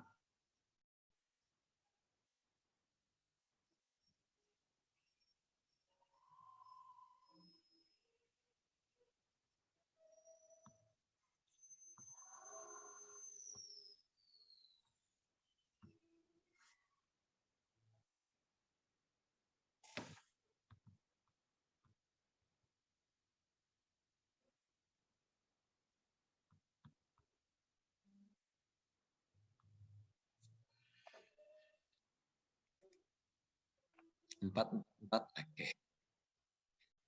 Oke, siklus karbon di alam. Jadi kita lihat di sini. Nah, ini siklus karbon itu. Jadi karbon di udara itu berupa CO2. Nanti dia masuk ke tumbuhan. Masuk ke tumbuhan itu akan mengalami yang namanya proses fotosintesis. Ya. Proses fotosintesis nanti tumbuhan ini akan dimakan misalnya oleh kelinci gitu ya. Ini namanya konsumen primer. Kelinci akan dimakan misalnya oleh konsumen sekunder. Nanti kelinci dan si konsumen ini bernapas kan, mengeluarkan CO2 ke udara nih. Mengeluarkan CO2 ke udara, ini dia bernapas ke sini, paham? Nah, tumbuhan juga bernapas mengeluarkan CO2, namanya respirasi seluler. Lalu nanti kalau misalnya si kelinci ya, si hewan ini konsumen sekunder, kelinci sama tumbuhan ini mati, maka dia nanti akan jadi detritus. Ya, akan jadi sampah. Nanti dia akan diuraikan. Ketika diuraikan dia akan mengalami dekomposisi. Nah, dekomposisi itu menghasilkan CO2 juga. Lalu sebagian jadi bahan bakar fosil. Ketika dia jadi bahan bakar fosil, maka terjadi pembakaran sehingga CO2 juga ke udara gitu, Pak. Jadi zat-zat yang sudah mati nanti diuraikan itu bisa juga menghasilkan CO2. Lalu bahan bakar fosil itu contohnya apa? Batu bara, minyak bumi, begitu ya. Atau kayu bakar, itu kalau kita bakar menghasilkan CO2 juga. Nanti CO2 yang dihasilkan itu akan masuk ke dalam tumbuhan atau produsen akan mengalami fotosintesis. Nah, fotosintesis ini nanti akan menghasilkan karbon organik kan, dimakan oleh kelinci, dimakan oleh misalnya harimau, dan seterusnya. Begitu sip, itu namanya siklus karbon. Makanya ini jawabannya mana? Jawabannya ini adalah yang 1, 2, 3, 4. Siklus karbon melibatkan fotosintesis CO2 dan respirasi, benar kan tadi? Respirasi dan fotosintesis. Tumbuhan menggunakan karbon dari udara, betul. CO2-nya kan diambil dari udara oleh tumbuhan. Karbon dibebaskan ke lingkungan dari pembakaran BBM. Tadi bahan bakar fosil kan dibakar ya, menghasilkan CO2, menghasilkan. Karbon dibebaskan ke lingkungan oleh aktivitas detritivore, betul. Detritivore tadi memakan detritus kan. Ketika memakan detritus dia mengeluarkan CO2 juga ke udara. Oke, jadi jawabannya 1, 2, 3, 4. Silakan nomor 7. Pernyataan di bawah ini yang bukan merupakan dampak eutrofikasi. Apa eutrofikasi itu?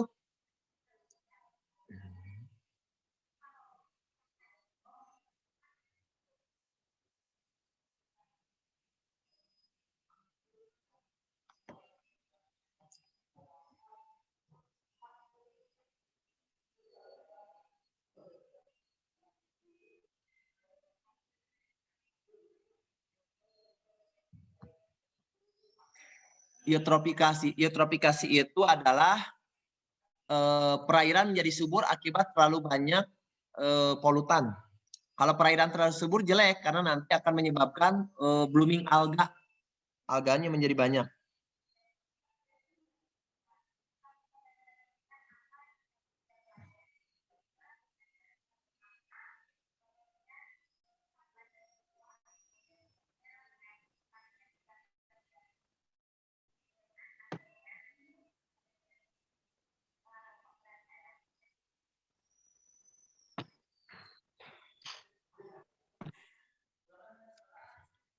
Bentar ya.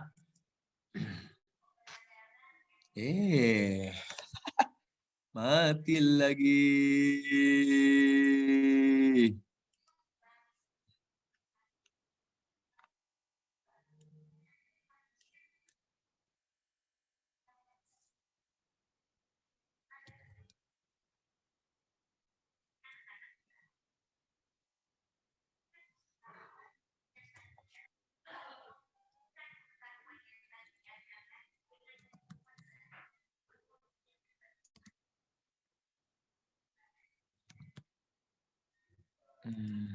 Kalian coba baca dulu ya. Ini kok Bapak muter terus bentar ya. Ada masalah.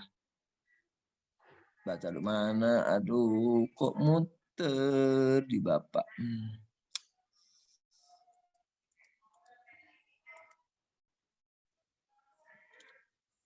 Kalian baca dulu bentar ya. Bapak kok muter-muter ini. Muter. Suka mati tiba-tiba yang Bapak teh aneh enggak? Maafkan ya.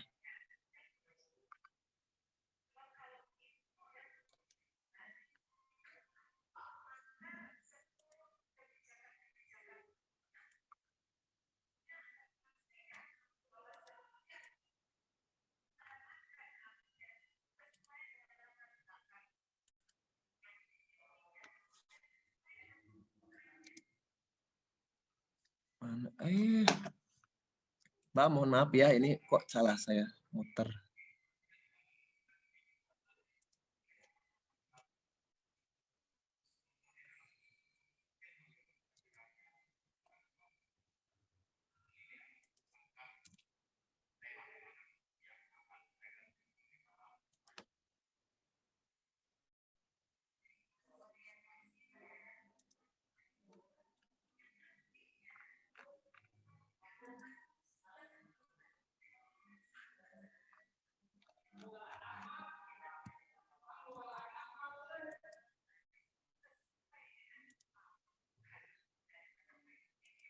Mana?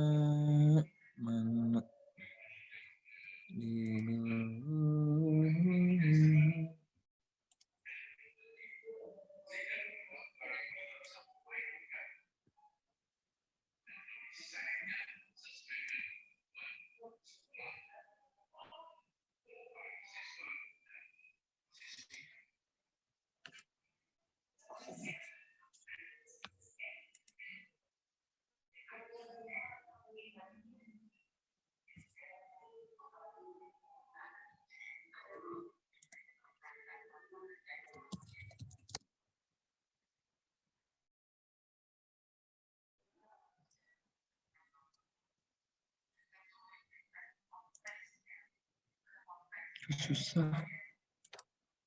Apa restart dulu gitu? Oh, ini bisa-bisa.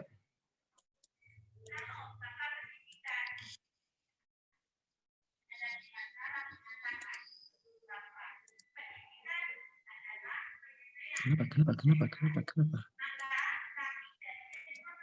Bisa. Udah kelihatan nggak? Bapak komuter. Halo? Kelihatan nggak, Bager? Tes. Coba Bapak chat. Oh, kelihatan ya? Udah ya? Nomor berapa? Nomor 7. Ini Bapak muter. Oke, jawabannya apa nomor 7? Silakan. Eutrofikasi itu artinya perairan menjadi subur. Nah, perairan subur itu jelek. Kenapa jelek? Karena nanti bisa menyebabkan banyak eceng gondok dan lain-lain gitu. Jadi jawaban yang mana? Yang bukan ya. Nah, jadi jawabannya adalah yang C. Justru kalau dengan adanya eutrofikasi itu nanti gitu ya. Perairan jadi subur. Kalau perairan subur maka nanti banyak eceng gondok. Kalau banyak eceng gondok ada CO2 nanti turun. Paham? Terus CO2 naik gitu kan ya. Meningkatkan sedimen sama nanti populasi ikan akan turun. Ya, makanya kamu lihat di danau-danau atau sungai-sungai yang banyak eceng gondok biasanya itu ikannya susah didapatkan. Gitu. Oke. Jadi jawabannya. Nah, ini eutrofikasi. Jadi eutrofikasi itu kejadian di mana Misalnya pupuk terlalu berlebihan nih, kamu misalnya menggunakan pupuk suatu perkebunan, terus terlalu berlebihan, maka ketika hujan nanti akan membawa ke sungai ke sini. Akibatnya apa? Akibatnya maka nanti nutrien di dalam sungai di dalam danau ini akan menjadi meningkat.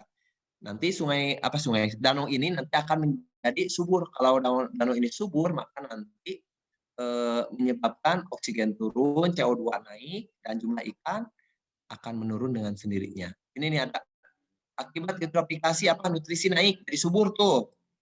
Ya, penguraian menjadi tinggi. Dekomposisi menjadi tinggi, begitu ya. BOD naik. BOD itu kebutuhan oksigen. Pertumbuhan alga menjadi meningkat. Jumlah oksigen di dalam perairan menurun dan ikan banyak yang mati. Itu akibat dari eutrofikasi. Silakan nomor 8, jawabannya apa? Pernyataan yang bukan merupakan alasan pelestarian keanekaragaman tumbuhan adalah titik-titik-titik.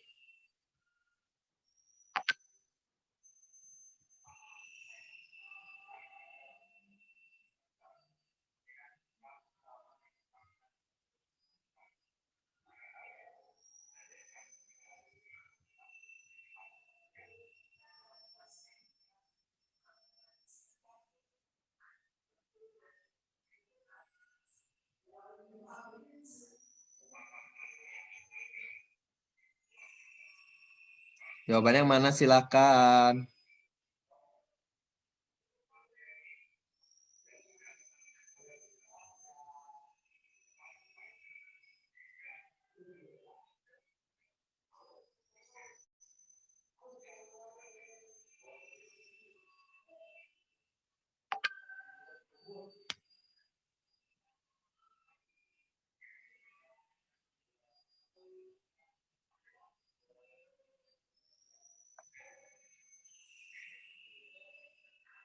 Banyak sekali jawabannya. Siapa nih? Oke, Naura. Luar biasa, semangat sekali Naura, you are. Your spirit is good. Pernyataan yang bukan merupakan alasan pelestarian keanekaragaman tumbuhan. Jadi kenapa sih keanekaragaman tumbuhan harus dilestarikan begitu? Karena begini, setiap satu makhluk hidup ada yang punah itu akan menyebabkan ekosistem menjadi tidak seimbang, gitu ya.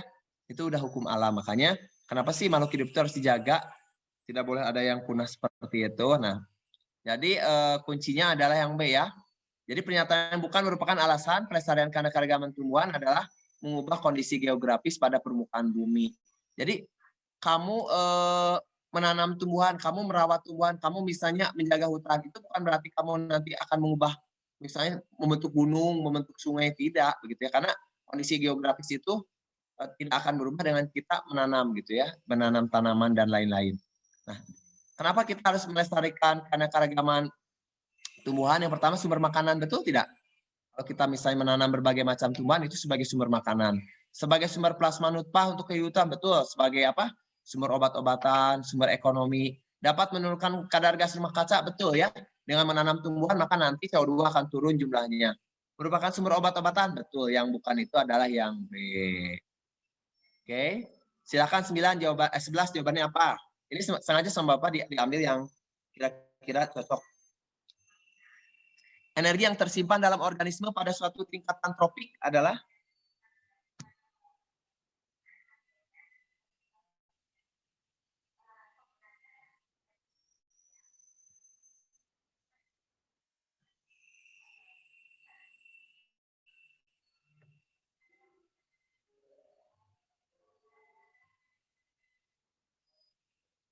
jawaban yang mana? Ayo.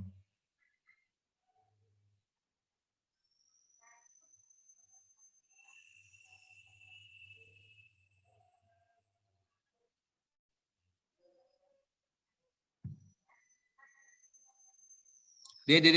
Banyak sekali ini dia. Begitu. Oke. Energi yang tersimpan dalam organisme pada suatu tingkatan trofik tertentu. Oke. Tadi udah dibahas ya. Berapa persen kata yang pindah? Ingat nggak? Coba chat. Berapa persen? Dari produsen ke konsumen 1, ke konsumen 2, ke konsumen 3, berapa persen tadi? Udah kita bahas tuh tadi. Ingatkah?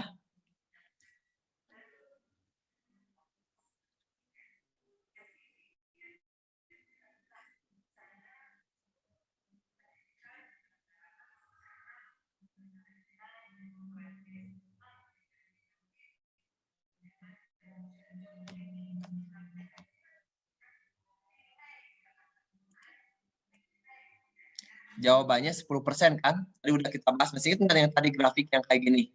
Tadi Bapak udah share grafik yang bentuknya kayak gini. Masih ingat kan? Paham? Yang ini dapatnya berapa? 100, di sini dapat 10, di sini 1, di sini 0,1. Jadi ini hanya 10% yang pindah dari satu tingkat ke tingkatan lain yang lainnya. 12, silakan 12. Organisme yang digolongkan konsumen bersifat ketik-ketik-ketik.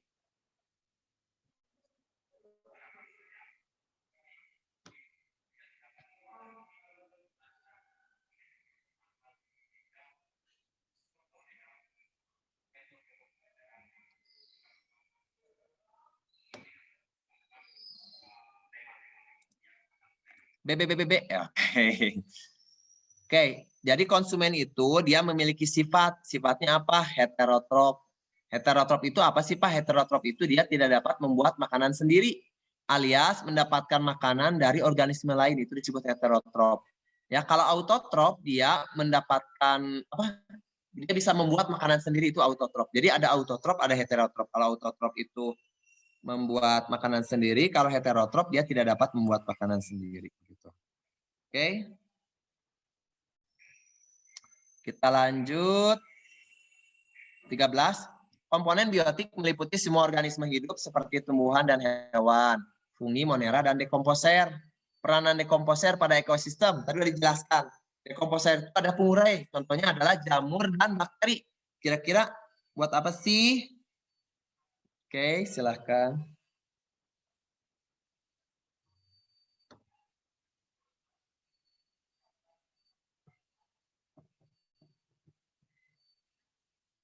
Kira-kira buat apa? Ada yang mau tanyakan?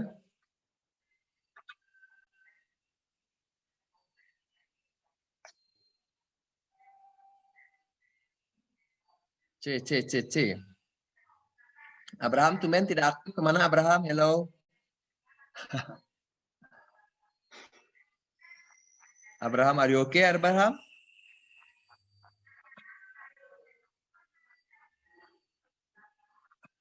Oke, Abraham. Oke ya. Nah, dekomposer itu adalah dia menguraikan senyawa organik menjadi anorganik ya, yang lebih sederhana begitu. Betul ya? Jadi jawabannya adalah yang C. Itu fungsi dari dekomposer pengurai. Oke, nah ini ya, fungsi dari dekomposer itu adalah ketika ada yang mati dari konsumen produsen konsumen gitu ya. 1, konsumen 2, konsumen 3, konsumen 4, maka nanti fungsi dekomposer adalah menguraikan zat organik menjadi anorganik sehingga nanti bisa digunakan lagi oleh tumbuhan misalnya. Oke. 14, silakan jawabannya apa? Pohon jagung pada saat berbunga tertiup angin, serbuk sari berterbangan dari satu pohon ke pohon lainnya. Akhirnya terjadilah penyerbukan silang di antara pohon. Proses tersebut adalah merupakan contoh interaksi dari satu pohon jagung ke pohon jagung lainnya.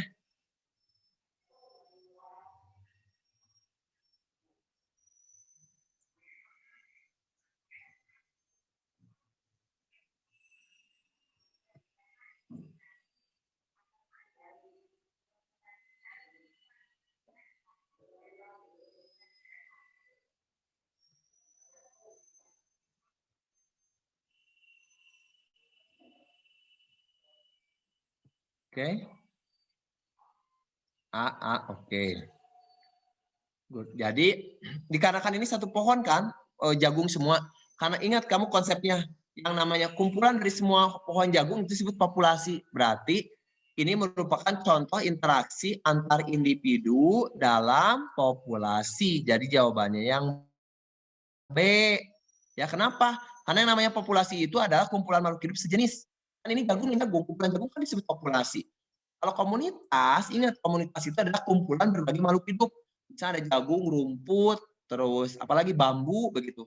Bergabung dalam satu wilayah itu namanya komunitas. Sementara ini kan dari satu pohon jagung ke pohon jagung berikutnya, berarti itu komunitas populasi karena dia masih satu individu begitu ya. Oke, 15 silahkan. Perhatikan jaring-jaring makanan pada ekosistem laut berikut. Jaring-jaring makanan burung camar sebagai apa? Burung camar. Kemen, jawabannya apa?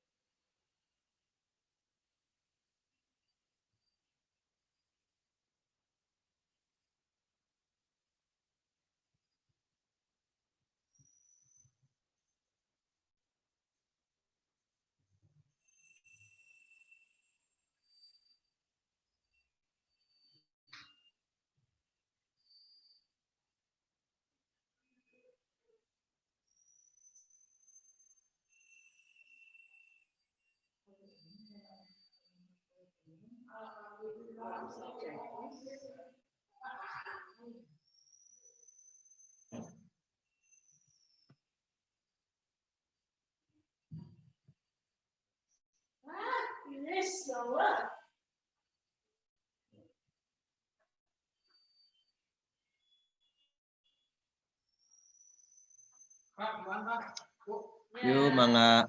Oke. Kamu ngitungnya gini. Fitoplankton kan sebagai apa? Produsen ya. Burung camar ini kan? Nih. Berarti ini konsumen 1, konsumen 2, konsumen 3. Ini konsumen 3 ya, arah dari atas.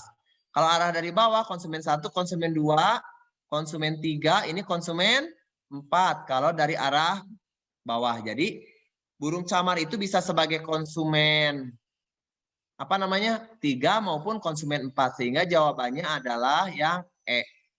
Paham ya? Oke, begitu. Nah, kalau misalnya remisnya habis, apa yang akan terjadi? Kalau remis habis, maka yang terjadi adalah fitoplankton jumlahnya naik, ya, kepiting jumlahnya turun, siput jumlahnya turun. Paham? Karena itu hukum alam. Ketika satu mengalami gangguan, maka yang lain akan ikut terkena imbasnya. Makanya kan saya udah bilang tadi, ketika satu spesies hilang punah di dunia, maka nanti dalam jaring-jaring makanan itu akan terjadi yang namanya apa? Ketidakseimbangan ekosistem. Oke, silakan 16, jawabannya apa? Komponen biotik yang membentuk ekosistem kolam. Biotik ya yang ditanyakan.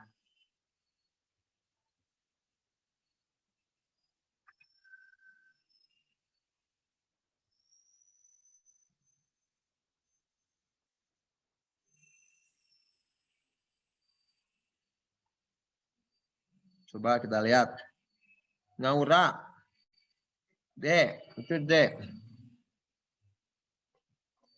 Nah, ya.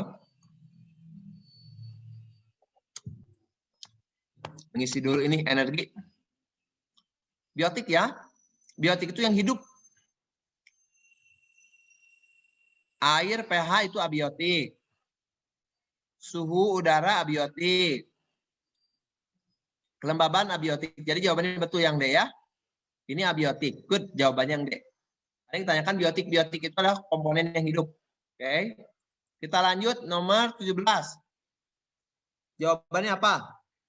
Proses yang terjadi pada daur C yang ditunjukkan oleh X dan Y itu sudah kita pelajari. Ini ada siklus karbon. Kalau CO2 masuk ke tumbuhan namanya apa?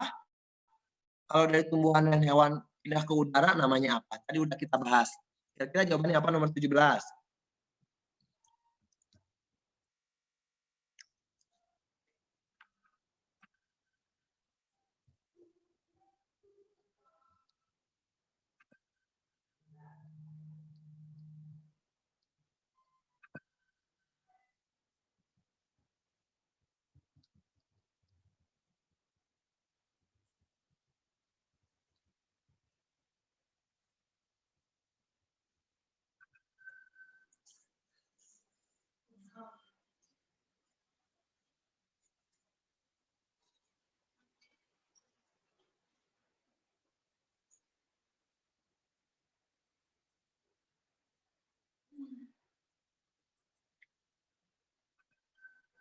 Mana jawabannya kok nggak Bapak nggak ada di chat ya?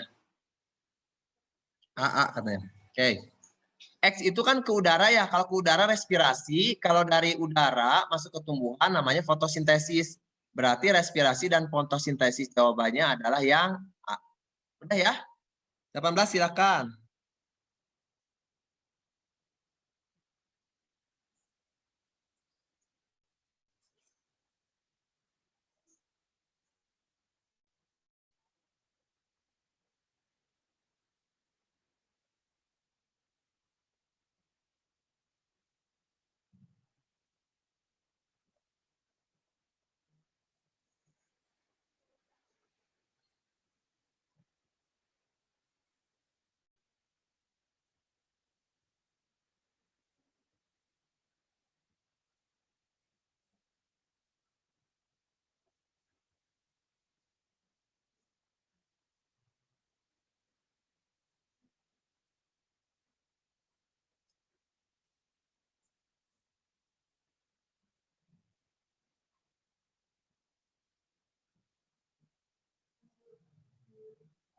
Jawabannya mana ya?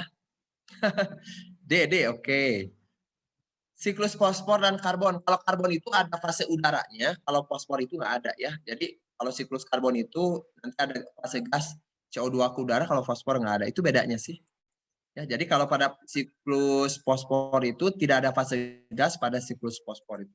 Kalau kita lihat fosfor kayak gini, ya. Kalau misalnya ini ada apa nih? Hewan gitu kan atau apa ini? Burung. Terus dia misalnya mati atau BAB, maka nanti fosfor itu akan diubah menjadi fosfat. Ya, menjadi fosfat. Gitu, paham? Nanti fosfat ini masuk ke tumbuhan gitu ya. Nanti fosfat ini nanti akan masuk ke tumbuhan, dari tumbuhan nanti dia akan dimakan oleh hewan. Ya, jadi fosfornya pindah ke hewan seperti itu. Oke. Jadi dia tidak ada fase gas. Lihat aja di sini ada nggak fase gas di fosfor? Nggak ada kan? Di sini kosong. Artinya fosfor itu tidak ada fase gasnya. Jadi dia hanya fosfor organik pada makhluk hidup, gitu kan? Dalam bentuk protein biasanya. Baru nanti dia kalau mati atau misalnya dia mengeluarkan zat sisa, dia masuk ke dalam tanah, di dalam tanah nanti akan diubah menjadi fosfat. Fosfat nanti diserap oleh tumbuhan, begitu. Baru nanti jadi fosfor organik kembali. Cuman gitu doang.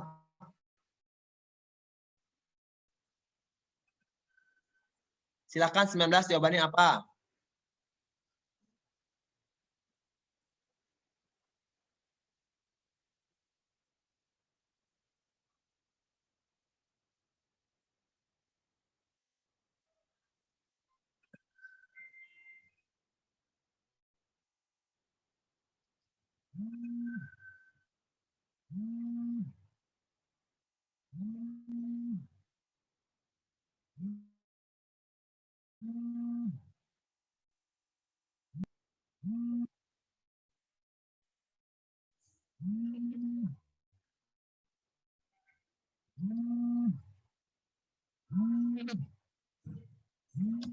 Bentar ya. Ada dosen Bapak. Halo, Assalamualaikum. Oh, Bapak. Bapak saya lagi di mohon. Ke prodi saya menghubungi terus katanya disuruh ke MIPA, kata MIPA dibalikin lagi ke prodi begitu. Jadi saya izin Bapak minta bantuan, mohon bantuan itu Pak. Surat rekomendasi dari prodi asal.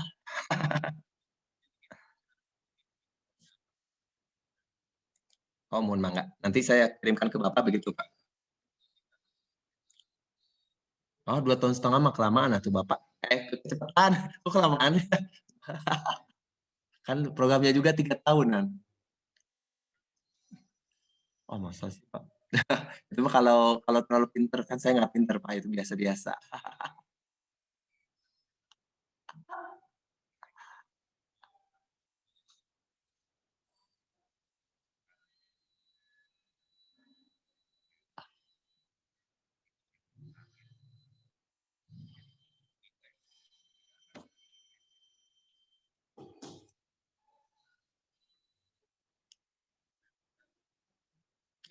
Udah 2,5 tahun mah kecepatan, lihat nanti apa ya.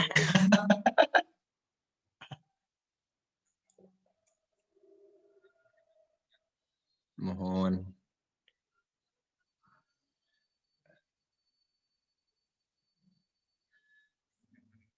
Mangga Pak. Mangga. Mangga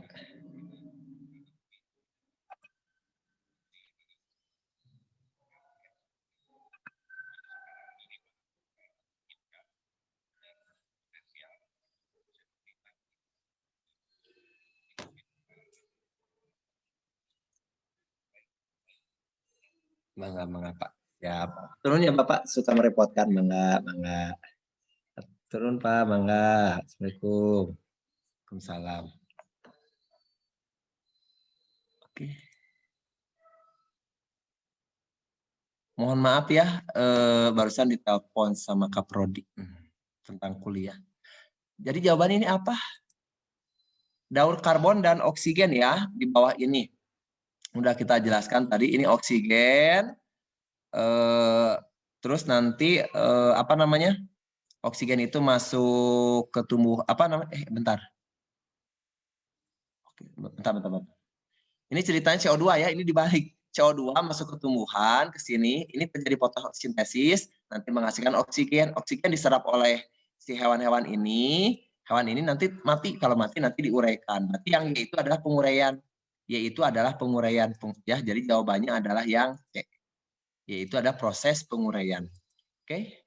Ini udah tadi kita bahas 20. Terakhir 20 silakan.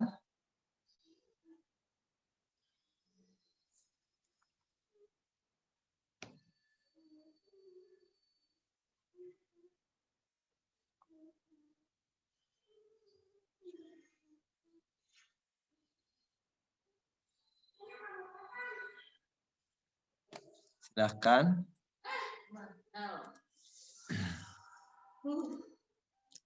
Proses A. Nah, A ya. Jadi kalau siklus nitrogen ceritanya begini. Nitrogen di atmosfer itu banyak kan? Itu banyak seperti itu. Nah, nanti nitrogen itu bisa masuk ke dalam tanah. Ya, bisa masuk ke dalam tanah dengan cara diikat oleh bakteri. Proses namanya adalah nitrifikasi ya, atau fiksasi. Nama prosesnya fiksasi. Nanti di dalam tanah ini akan diubah menjadi amonia, amonia jadi nitrit, nitrit jadi nitrat. Ya. Nah, proses kalau misalnya ada zat mati, nanti akan diuraikan menjadi ini NH2, NO2, NO3. Nanti dia diserap lagi oleh tanaman. Jadi proses yang A itu apa? Nitrifikasi. Nitrifikasi itu adalah pembentukan ion nitrat karena tumbuhan itu bisa nyerap nitrogen dalam bentuk nitrat, sehingga jawabannya adalah yang B. Oke, nah ini siklus nitrogen. Jadi siklus nitrogen itu seperti apa? Nitrogen di udara bisa masuk ke dalam tanah oleh bakteri, ya. Bakteri ini hidup di kacang-kacangan, makanya orang tua zaman dulu biar tanahnya subur gimana? Nanam kacang. Nanam kacang seperti itu ya, nanam kacang. Nah, nanti kalau ada yang mati ya, misalnya hewan ini mati, kalau ini mati maka jadi amonia. Amonia ini nanti akan diubah menjadi nitrat lalu diserap lagi oleh tanaman seperti itu. Oke. 21, perhatikan skema daun nitrogen berikut ini. Proses X pada skema tersebut. Oke, yang mana? X. Nitrogen di udara ya. Nitrogen di udara itu bisa masuk ke tanah dengan cara X, yaitu fiksasi. Fiksasi itu apa? Pengikatan nitrogen bebas oleh bakteri Rhizobium. Bakteri Rhizobium itu ada di akar polong-polongan atau kacang-kacangan. Sehingga jawabannya 21 itu adalah yang A. Oke. Kita cukup karena sudah terlalu banyak seperti itu ya. Kalian sisanya nanti tolong dipelajari. Mudah-mudahan apa yang kita pelajari hari ini bermanfaat. Bapak sudah kirimkan semua semua PPT-nya. Nanti kalau ada pertanyaan boleh chat Bapak ya. Bisa malam mau chat silakan. Nanti kita diskusi seperti itu. Kenapa-kenapanya. Kalau misalnya nggak sempat besok kita bahas juga gitu ya. Di sisa waktu. Selamat sore semuanya. Assalamualaikum warahmatullahi wabarakatuh. Terima kasih, Pak. Warahmatullahi wabarakatuh. Sami-sami. Anda. Bareka mohon itu dong linknya dikirim lagi.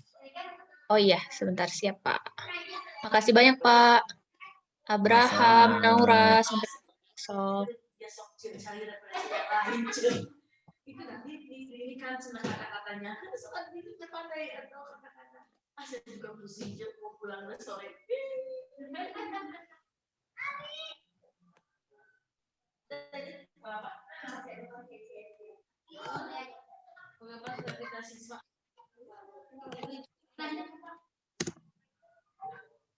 Ini Pak sudah.